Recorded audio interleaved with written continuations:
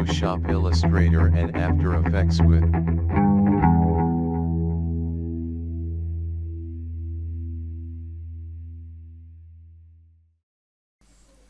السلام عليكم ورحمة الله وبركاته.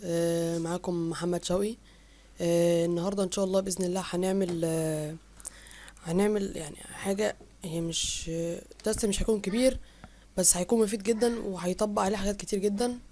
البين تول البين تول اللي مجننة نص الناس، اللي مش عارف، الناس مستصعباها جدا طبعا عشان في اول مرة عادي. الناس طبعا بتتصدم لما تيجي الناس المبتدئة تيجي تخش تشوف بين تول، يعني مثلا تول بترسم بيها تلاقيك، او هتعمل بيها او كده، بس تيجي تتفاجئ لما تيجي تستخدمها. تمام، تيجي تعمل كده اهو، يعني مش عارفين ايه ده. فالنهارده ان شاء الله هنعمل درس بسيط شويه، ابسط ما يمكن، يعني انك ازاي تتعامل مع البين تول. آه هي طبعا الناس تفتكر ان هي كده بس، لا طبعا هي ليها استخدامات كتير وطرق انك تستخدمها.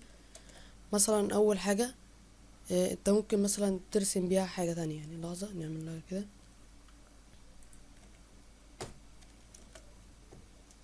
احنا ممكن نرسم بيها حاجة، يعني الناس اللي بترسم كرتون مثلا او حاجة بيستخدمها ان هي بتحدد على الوش. تمام، وفي الاخر اوريكم تعمل ازاي. مثلا انت عايز تعمل شكل مبسط اهو، مثلث مثلا.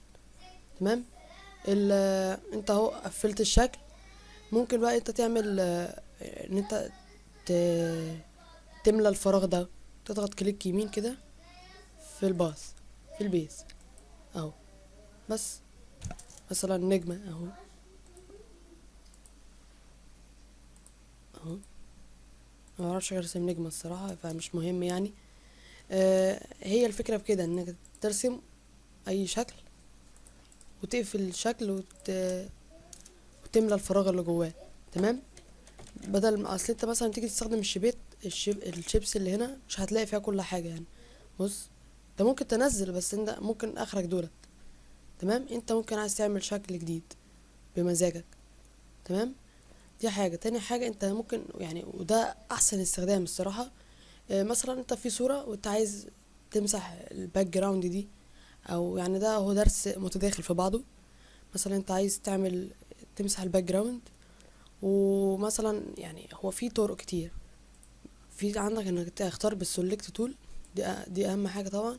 عندك الكويك سلكت تول، وعندك الماجنتيك اهو. بتبدا من هنا، تمشي كده من غير ما تضغط اي حاجه.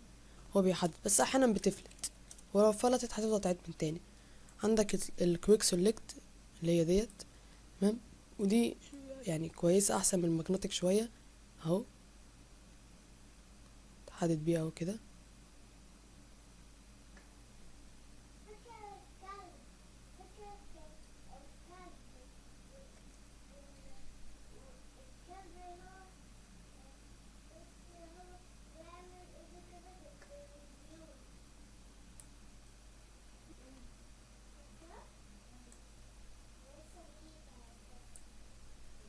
طبعا انت لو وقفت الماوس تيجي تضغط شيفت عشان تزود حته، مثلا انت عايز تضيف الحته دي للسلكت ذات نفسه، تضغط شيفت وتفضل ماسك عليه لحد ما تشاور الحته اللي انت عايزها. بس طبعا كالعاده انت ممكن تعملها بدقه تيجي معاك حلو، بس مثلا لو صوره يعني دي جودتها عاليه فهتبقى حلوه معاك. الحتت الزياده تضغط الت، تمام، وتمسحها من هنا كده، تضغط عليها من هنا من الحتت اللي بره دي، عشان انت ايه تفضل تظبط كده اهو. تمام، يبقى معاك التسلكت ديت اهو كده، ننزل لتحت.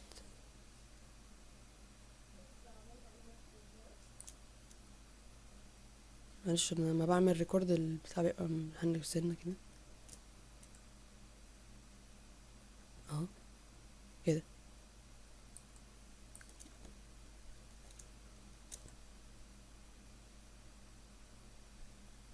تمام، انت ممكن تتحكم في الحجم بتاع الاداء. يعني بص، ممكن يبقى كده زي ما انت عايز اهو، زي ما انتوا شايفين. بصوا كده افضل الصراحة. تمام، انت كده عملت سيلكت للشكل ده كله. تمام، تضغط كنترول وسي عشان تعمل كوبي بيست، تعمل كنترول في للبيست ذات نفسه اهو. بس زي ما انتوا شايفين بيبقى مش حلوة يعني، مش بالظبط زي ما احنا عايزين. ودي طبعا عشان صورة جودتها عالية فهتبقى يعني افضل. فانا السلكت ده الصراحة ملزمنيش. احسن اداة انك تعمل بيها سلكت هي البين تول. اول حاجة هعلمكم حركتين بيها كده، يعني هو حركة تعمل بقى اي حاجة. انت البين تول بتفتكر ان هي تبقى ايه؟ ان هي تبقى مثلا بتعمل كده اهو، كده غلط.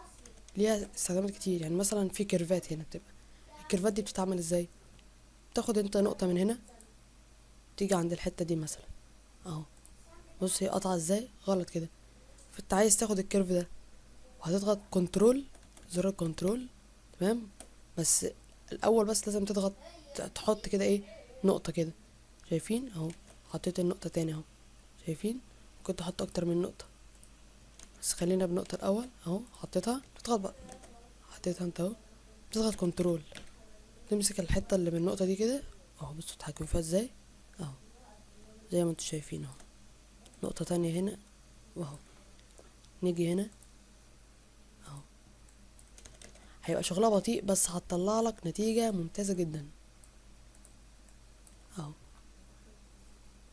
نيجي هنا، ممكن تمد كده قدام سنة وتظبط الكيرفات زي ما انت عايز، يعني مش لازم تمشي نقطة بنقطة اهو.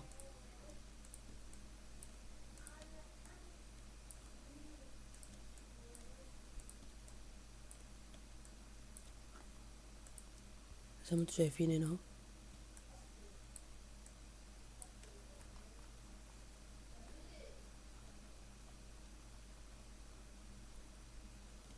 تضغط كنترول ممكن تتحكم في النقطة دي ذات نفسها. المهم يعني الفكرة في كلها في زرار الكنترول ده الكي بتاع كل حاجة في البنتول. بتعمل بأي حاجة انت عايزها، الباقي مش محتاجه انت في حاجة اهو. كنترول تظبط الكيرفات، اول حاجة بتعمل اد للنقطة بس، تمام. تظبط كده طب ما انت ماشي. الناس اللي بترسم كرتون يستخدموا البين تول علشان يحددوا الوش، ويحددوا الحاجة اللي عايزين يرسموها، ويعملوا في الباث بيها، تمام. انا الصراحة يعني ليا في الكرتون، بس مش متخصص فيه جامد، يعني ليا في الديزاينز اكتر، وليا في الكرتون يعني. ان شاء الله هبعمل درس مبسط جدا، يعني لو حد احتاجه او حاجة يعني. انا هنا ده هضيفه لدرس المبتدئين، ازاي يعملوا سيلكت للحاجة. في درس القادم ان شاء الله هيبقى هنشوف يعني، ممكن في الكومنتس ولا حاجة، محدش بيتفاعل معايا، تمام. اهو تعمل كيرفات هنا.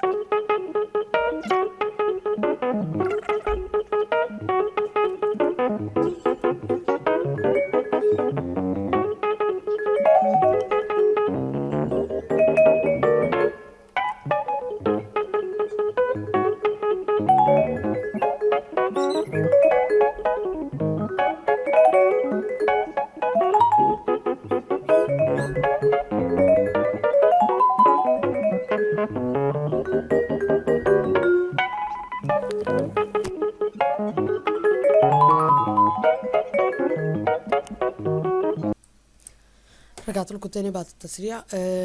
كده احنا خلصنا التحديد زي ما انتم شايفين. الشعر بيبقى مجازي شوية. زي ما انتم شايفين اهو. كده خلصنا التحديد، بس كده انت مش هينفع تعمل بيه سيلكت. انك تعمل بيه سيلكت بقى لازم تركز في الحتة اللي جاية. انت كده لحد دلوقتي واقف عند ايه؟ واقف ان انت حددت بالبين تول. ازاي بقى تعمل السلكشن اللي هو مثلا الفراغ، الحاجات اللي بتلاقيها اللي هو التحديد اللي بتبقى شايفه؟ يا دوبك تضغط كليك يمين، وطبعا زي ما انتم شايفين الاوبشنات بتاعه البين تول كتير.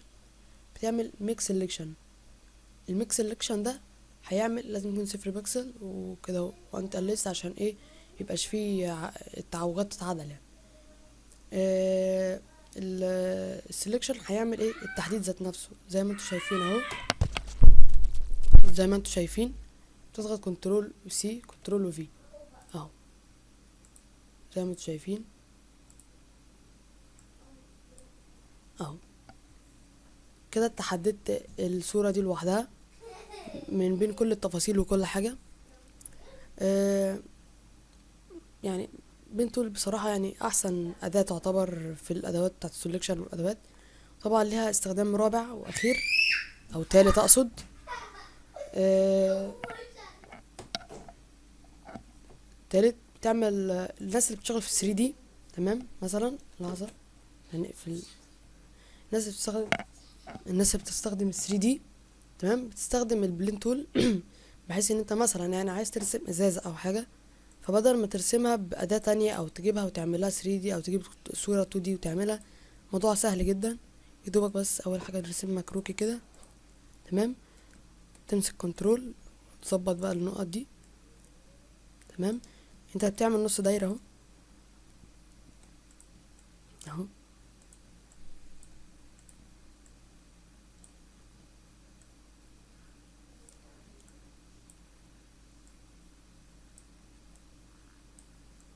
عايزين نظبطها بس، تمام. تيجي عند ال 3D، اختار ال 3D اهو،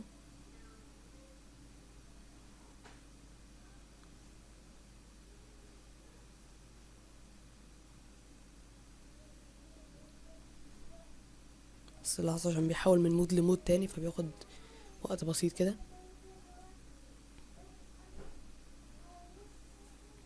اهو، تمام. نيجي عند ال 3D، ففي اوبشن في ال 3D انك لو رسمت رسمة او نصها حتى بالبين تول، في انك تحولها لشغل 3D. بتيجي عند selected layers دي، خليها work path، خليها طبعا هي ليها extrusion، تعمل create اهو. استنى شوية كده،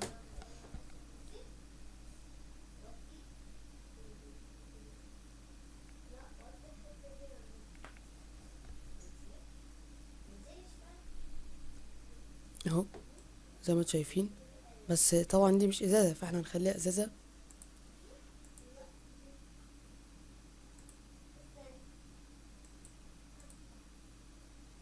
لحظة معلش.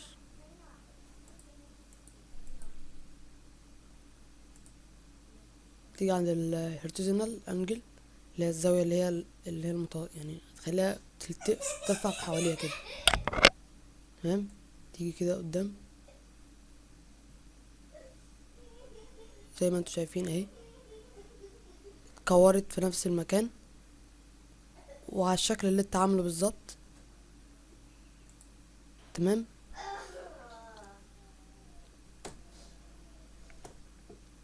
لحظة بس يحمل اهو، خلص. زي ما انتوا شايفين دي كده بقت ازازة اهو. لحظة، احنا ممكن ايه،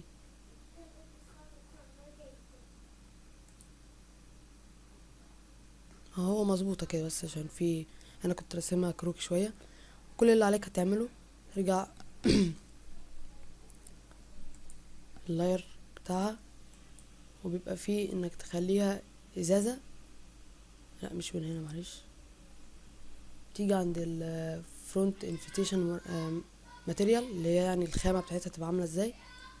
تيجي عند دي دوت شغل الازاز، تضغط على واحدة منهم، تيجي عند كلمة 3D تعمل ريندر. بس طبعا لو عملت كده هيقعد وقت كتير، فانتوا يبقوا جربوها يعني. يدوبك بس هتيجي عند الانفيتيشن ماتيريال، تمام. تختار الخامة اللي انت عايزها، في الليزر وفي بلاستيك وفي كل حاجة. والحاجات دي بتبقى جاية. انا بستخدم فوتوشوب CC 2014، وال3 دي بيعمل ريندر علشان يحول لك الشكل اللي انت عايزه. بس كده، واتمنى الدرس يكون عجبكم، ودرس بسيط، وان شاء الله استنوا دروس جاية، وشكرا.